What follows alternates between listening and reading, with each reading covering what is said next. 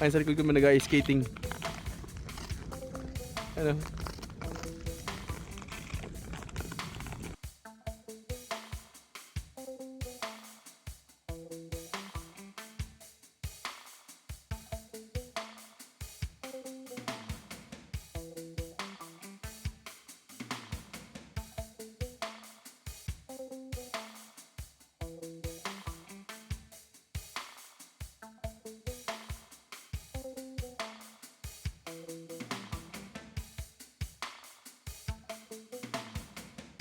Later.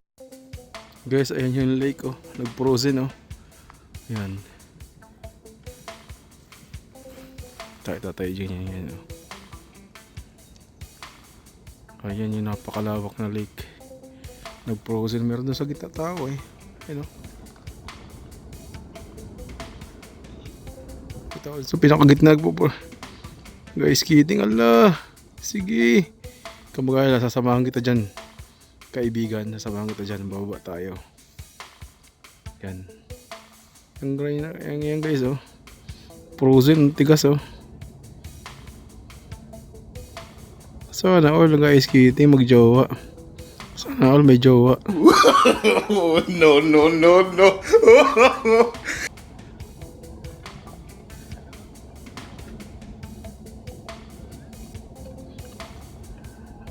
Lake, napakalawak. Ayun.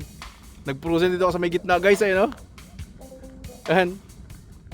Sa may gitna yan oh. Maaraw ngayon, maaraw. Yan nyo guys oh. Yan. Yan. May nag-ice skating sa likod ko ayun oh. Tatang. Grabe guys, nag-yellow nga. Hindi pa ako nakakatakot, may mga bitak-bitak eh. Nakakatakot. Tumutunog eh. Tuv! Gumagan. Tuv! Ibig sabihin nababasag na yung mga ano. Yan oh. Dami ng crack guys. Sana wag muna tayo bumulusok dito guys. Dahil lang sa vlog na to. Yan. Grabe. Diba? Ngayon negative 8 ang temperature. Amazing talaga guys oh. Grabe. Ano? Paglakad-lakad tayo ng ganun. Sa gitna ng ano? Sa gitna ng lake na to. Bumibitak-bitak sa napakalalim nito guys. Napakalalim nito sa ano bandang to. Kasi yung mga barko na pang tourist dito dumadaan. Pag summer. Marami nasakay dito. Ayan. Marami din mga ibon na mga swan na lumalangoy-langoy dito. Grabe dito ako sa pinaka gitna. Gitna mismo guys. Ayun oh. Gitna mismo yan. Ayun sa likod ko may nag-ice skating. Ano? Ano?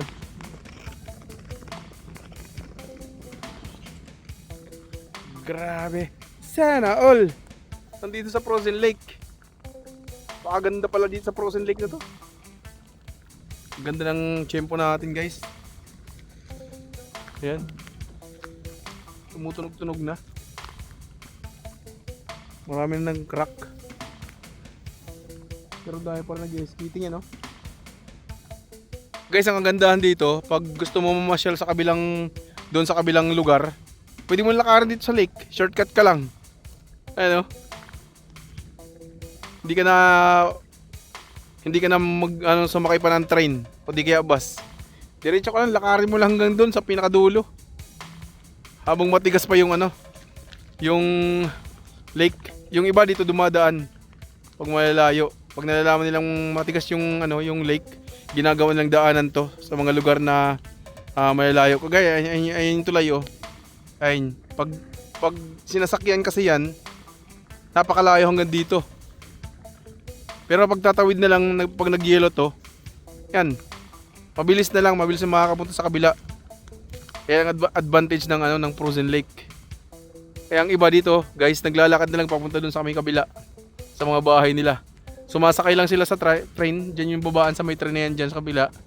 Tapos naglalakad sila pa diretsong ganon kung saan naman sila dito nakatira. Kasi mas advantage, mas malapit yung paglalakad nila dito sa frozen lake. Ganyan yung ginagawa dito ng mga local guys.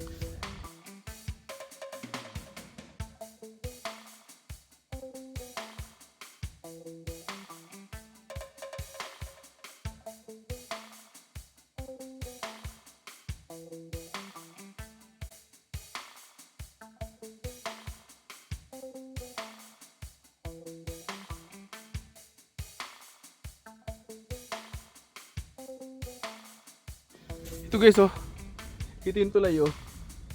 Yan oh. Yan. Diyan sa mga haligi na yan, diyan nakapatong yung pinagdadayban namin. Nandiyan yung mga plywood. Diyan. Kaya tingnan nyo kung gaano kalalim. Napakalalim ng tubig na wala oh. Dito. Pero pag summer yan guys, babalik yan. Ang tubig yan hanggang dito. Hanggang dyan yung tubig yan. Hanggang dito. Hanggang dyan. Pero tingnan nyo naman guys yung ano. Pinilal ng tubig. Kaya may mga islo pang hindi pa natutunaw. Pero yung ano, yung lake na yan, frozen na tigas eh. Ano, doon sa pinakagitna sa pipiliga, skitingan ng mga tao. Nandun ako nagkanina. Noon ako tayo. Nagpalipad ako ng drone.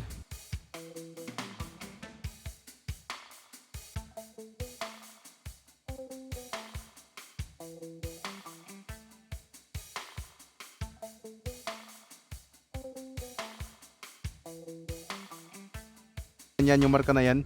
Yan yung ano, marka ng ano ng tubig dito hanggang diyan.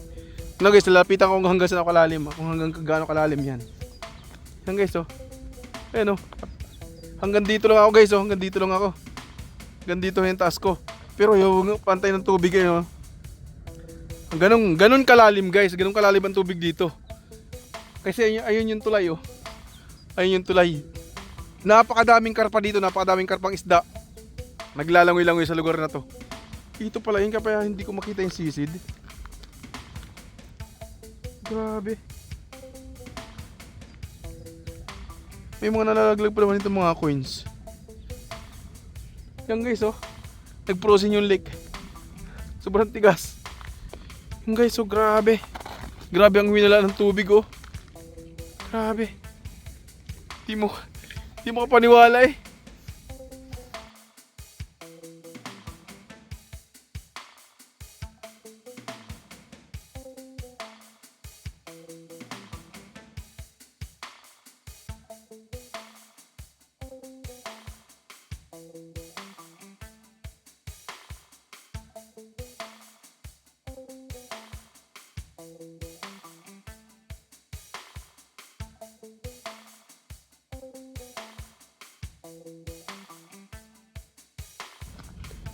Napakalalim ng ibinaba ng tubig.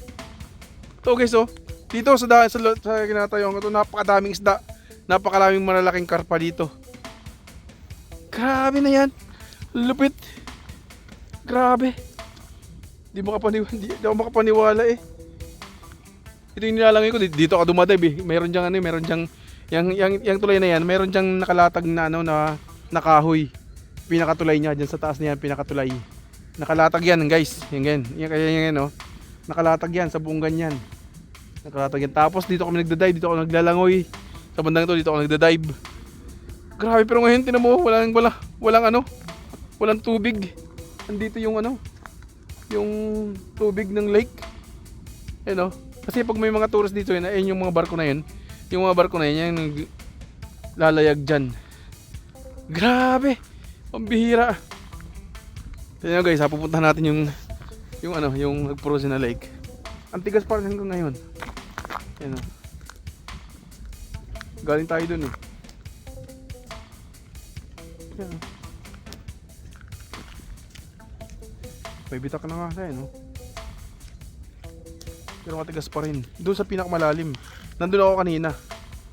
Doon ako nagpalipad ng drone. Doon sa gitna na yun. Papakita ko sa inyo yung pinagpalipad ng drone.